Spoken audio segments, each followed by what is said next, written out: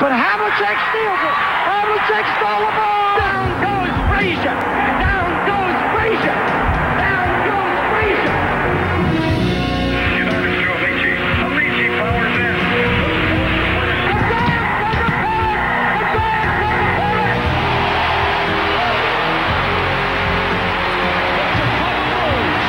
Won their sixth NBA championship. Gibson, swing.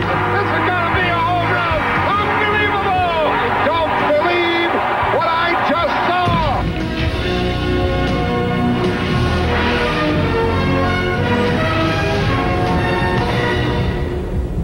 Pittsburgh, Pennsylvania, to extremely productive and civic-minded parents, Robert Wallace Paze would choose a different path for himself. His parents had hoped for so much more.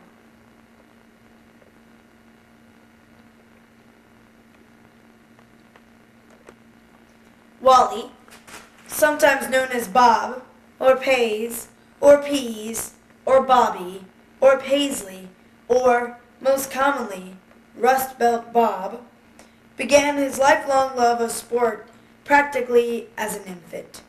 His mother finally figured out that the only way to get him to sleep was to provide him with black and gold bedding and PJs. Sadly, he sleeps that way even today. Thanks to his father, Wally was exposed to the game of golf at the precious age of 4. But, unlike Tiger and Phil, however, Wally found the key word in that last sentence to be exposed. This had a chilling effect on his ability to get other kids to play with him.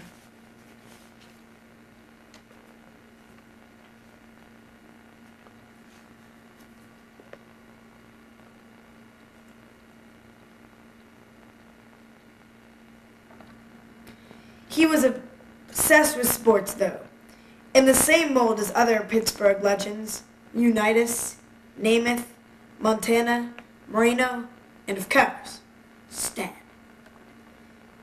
Some primal part of this makeup kept pushing him toward the competition.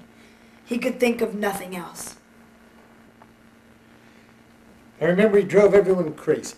He named his food Bob Veal, Bob Moose, Stan Lamb. Can't think of that guy's name. Then he started with his body parts. Elroy Face. Named these 3 fingers 3-Finger Brown, Bob Skinner, and of course, Dick Groat.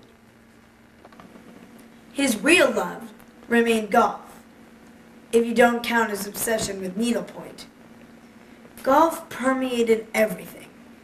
Needing a topic for his high school project, science, he asked for the teacher's help. Realizing Wally's love of golf and seeking a way to get Wally out of his class, the teacher suggested Franklin's discovery of electricity.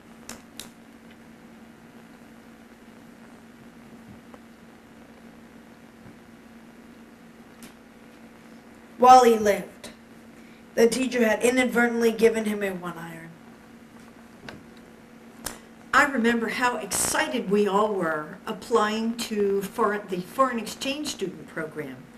I went to Turkey, others went all over the globe, learning things that stay with us to this day.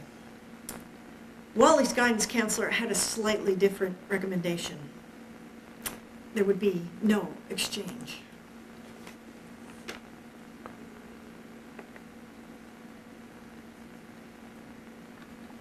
It took him several years, but he finally made his way back. Wally earned a degree in God knows what at Bucknell, where he was convinced by his classmates that a fraternity was an Italian custom and meant being by yourself at all times. He was the charter member of O Solo Mio.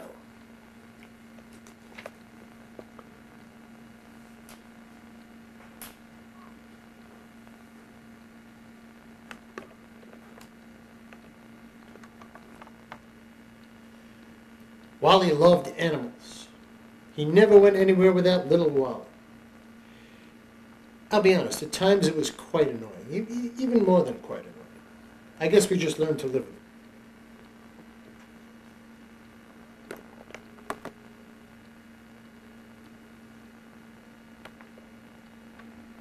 After college, Wally would make his way back to Pittsburgh, where he spent much of his time trying to get women to notice him. He combined his love of aquatics and his new acquired hat fixation into a daring technique as yet unequaled.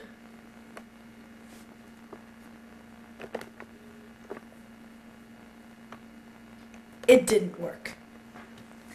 Meanwhile, Wally's golf career was moving along at a steadily mediocre clip. He had won several local tournaments and was widely regarded as the best last hole player in miniature golf history, although he never really understood where the ball went on the last shot.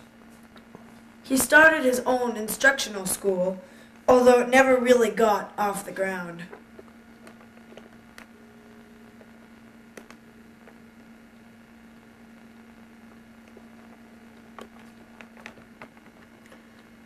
Wally's people called our people. Literally begged us to get into the apartment invitation. I mean, it was shameless.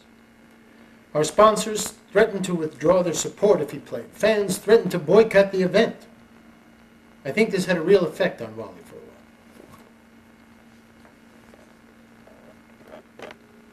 while. Finally, a deal was struck. Wally would play in the AI. He spent many hours plotting his strategy with his swing coach before making his first appearance in 1999.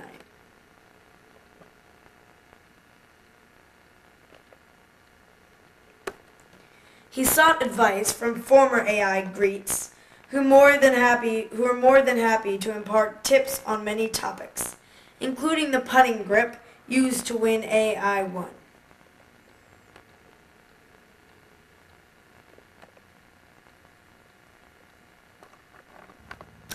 Wally was very disappointed after losing his first AI by a stroke and then watching an 8-shot lead disappear on the last day of his second AI.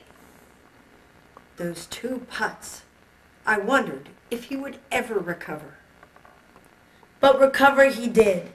In AI5, Wally raced to another first-round lead and this time would not relinquish it on the second day. That's because there was, of course, no second day. Still, his name is on the AI trophy as champion, one of only 3 in this prestigious event's history.